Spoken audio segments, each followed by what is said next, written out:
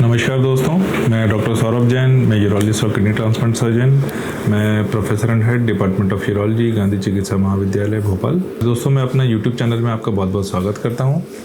और हर बार की तरह आज भी हम एक कॉमन यूरोलॉजिकल टॉपिक को डिस्कस करेंगे और आज का विषय है नॉक्चूरिया। नॉक्चूरिया मतलब ऐसी कंडीशन जिसमें पेशेंट सो जाने के बाद नींद से बार बार उठता है पेशाब करने के लिए।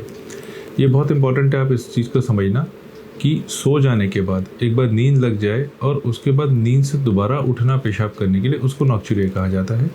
कई पेशेंट्स आते हैं कि मैं सोने से पहले एक बार यूरिन करने जाता हूँ या मेरी सुबह जल्दी नींद खुल जाती है, मैं यूरिन के लिए जाता हूँ, तो वो नॉक्चूरिया में कंसिडर नहीं होता। नॉक्चूरिया के लिए इंपॉर्टेंट है कि आपकी नींद टूटना पेशाब की वजह से, या मान लीजिए आपको दमे की शिकायत है, आपको घबराहट हो रही है, आप रात में सो नहीं पाते, इंसोम्निया की शिकायत है, आप श्वास की बीमारी की वजह से रात में बार बार उठ रहे हैं और जब भी उठते हैं उसके बाद आप पेशाब जाते हैं तो भी वो नॉक्चूरिया में काउंट नहीं होता। ये नॉक्चूरिया बेसिकली जैसे जैसे हमारी एज बढ़ती जाती है, नॉक्चूरिया का इंसिडेंस भी बढ़ता जाता है। और ऐसा देखा गया है कि 50 ईयर्स के बाद 50% मेल्स में, इनफैक्ट फीमेल्स में भी ये नॉक्चूरिया की शिकायत देखने को मिलती है। एक बार तक रात में उठना नॉर्मल माना गया है। अगर हम रात में नींद से एक बार उठते हैं पेशाब के लिए तो वो नॉर्मल माना जाता है, लेकिन अगर हम एक बार से अधिक बार उठते हैं पेशाब के लिए तो फिर उसको कंसर्नफुल माना गया है और उसको इन्वेस्टिगेट करना चाहिए और उसके कारण को देखना चाहिए। अब क्या कारण हो सकते हैं नॉक्चूरिया के? तो सबसे कॉमन कारण जो देखा गया है वो है डायबिटीज़ के पेशेंट्स में नॉक्चूरिया एक कॉमन शिकायत हो सकती है। ऐसे पेशेंट्स मुंह का सूखना, जिसको पॉलीडिप्सिया कहते हैं, बार बार पानी पीना और बार बार पेशाब जाना, ये डायबिटीज़ की एक शिकायत हो सकती है। दूसरा, हैबिचुअल, आपकी अगर हैबिट है कि आप सोने से पहले खूब सारा पानी पी के सोते हैं या सोने से पहले अल्कोहल, कॉफ़ी का इंटेक लेके सोते हैं, तो भी आपको रात में बार बार उठना पड़ सकता है। कई पेशेंट्स होते हैं कि जितनी बार भी नींद खुलेगी वो फिर से उतना ही पानी पी के फिर सो जाएंगे। ऐसे पेशेंट्स में भी नॉक्चूरिया की शिकायत हो सकती है। दूसरा कारण होता है बढ़ा हुआ ब्लड प्रेशर या पैरों में सूजन आना, ये भी नॉक्चूरिया का एक कारण हो सकता है। कोल्ड वेदर, नॉर्मली सर्दियों में कई पेशेंट्स, स्पेशली जो ओल्ड एज के पेशेंट्स होते हैं, सर्दियों में या अगर रूम का वेदर बहुत कोल्ड है, एसी चला के सो रहे हैं, डायरेक्टली पंखे के नीचे सो रहे हैं, डायरेक्टली कूलर की हवा के नीचे सो रहे हैं, तो उन पेशेंट्स को भी रात में बार बार पेशाब जाने की शिकायत हो सकती है। एज अ यूरोलॉजिस्ट मेरी प्रैक्टिस में प्रोस्टेट की समस्या एक बहुत बड़ा कारण होता है नॉक्चूरिया के प्रेजेंटेशन का। कई पेशेंट्स ज़्यादातर 50 या 60 ईयर्स के बाद वो प्रेजेंट करते हैं नॉक्चूरिया के साथ, जिनको बाद में इन्वेस्टिगेशन में एनलार्ज प्रोस्टेट या बीपीएच पाया जाता है। एंग्जाइटी एक कारण होता है। अगर आपको एंग्जाइटी के कारण प्रॉपर नींद नहीं आ रही, आप सो नहीं पा रहे हैं या आपको श्वास की बीमारी है, तो भी आप अगर नींद से बार बार उठते हैं और जब नींद बार बार टूटती है तो ऐसे पेशेंट्स नींद टूटने के बाद यूरिन पास करने जाते हैं, जिसको हम नॉर्मली नॉक्चूरिया में काउंट नहीं करते हैं। अक्सर ऐसे पेशेंट्स जिनको नॉक्चूरिया की शिकायत होती है, वो उनका जो मेन कंप्लेंट होती है नॉक्चूरिया के कारण वो होता है कि उनकी नींद पूरी नहीं हो पाती है और वो अगले दिन बहुत स्लीपी फील करते हैं, टायर्ड फील करते हैं और उनका जो प्रोफेशनल परफॉर्मेंस होता है, जैसे कोई ऑफिस में काम कर रहा है, कोई अपना बिजनेस में काम कर रहा है, तो वो अपने काम में कंसंट्रेट नहीं कर पाते हैं और उनकी प्रोफेशनल लाइफ इफ़ेक्ट होती है because of नॉक्चूरिया।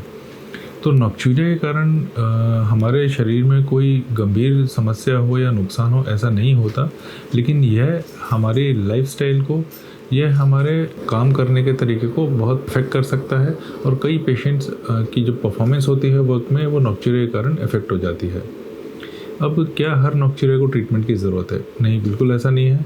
नॉक्चूरिया should be bothersome, मतलब कि अगर कोई रिटायर्ड पर्सन है और वो बोल रहा है कि डॉक्टर साहब मैं रात में 2 बार उठता हूँ या 3 बार उठता हूँ लेकिन मुझे कोई समस्या नहीं है, मेरी नींद, ना तो मेरी नींद ख़राब होती है, मैं दोपहर में रिटायर्ड हूँ, दोपहर में आराम से सो जाता हूँ और मुझे इसके अलावा कोई समस्या नहीं है, तो ऐसे पेशेंट्स को हम इन्वेस्टिगेट करते हैं और इन्वेस्टिगेशन में अगर कुछ गंभीर नहीं निकलता है तो ऐसे पेशेंट्स को नॉक्चूरिया के ट्रीटमेंट की ज़रूरत नहीं होती है।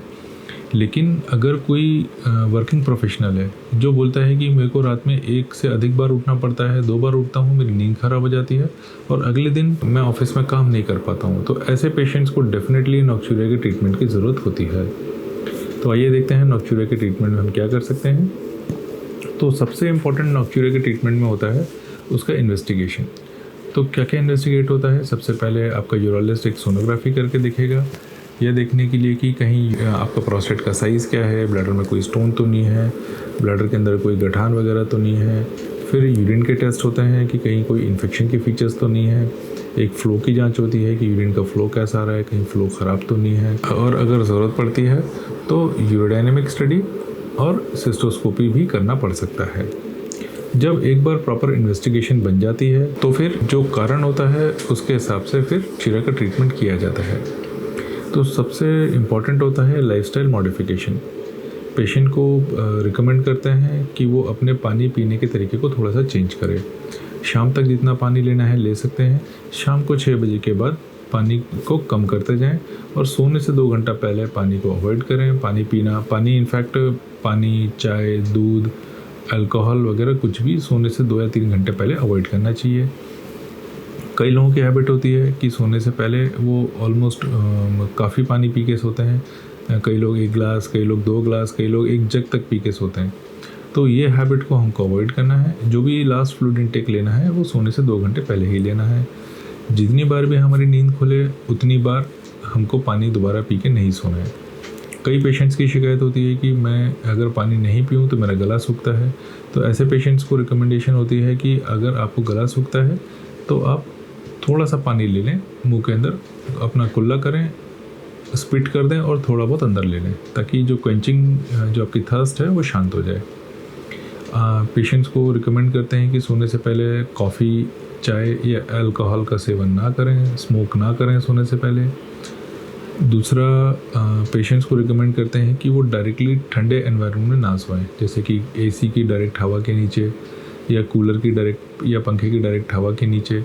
आपको लग रहा है कि अगर वेदर वार्म है तो अपने पैरों में सॉक्स पहन के सोएं। दूसरा, कानों को ढककर सोएं ताकि बॉडी वार्म रहे और यूरिन बार बार जाने की टेंडेंसी ना हो।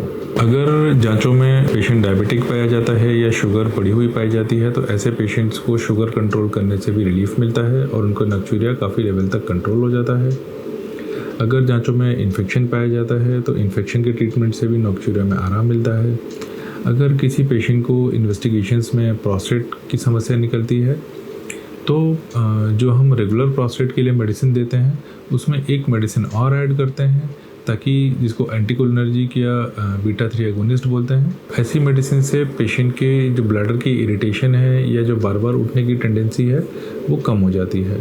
तो अगर प्रोस्टेट है और पेशेंट को प्रोस्टेट की कंप्लेंट के साथ नॉक्चूरिया हो रहा है तो रेगुलर मेडिसिन के साथ एक मेडिसिन और ऐड करनी चाहिए ताकि नॉक्चूरिया की कंप्लेंट कम हो जाए। जब भी हम ये मेडिसिन पेशेंट्स को स्टार्ट करते हैं तो पेशेंट्स अक्सर 1 या 2 दिन के अंदर ही लौट आते हैं कि डॉक्टर साहब आपने जो टैबलेट लिखी थी उससे रिलीफ नहीं मिला और मुझे अभी भी रात में बार बार उठना पड़ रहा है।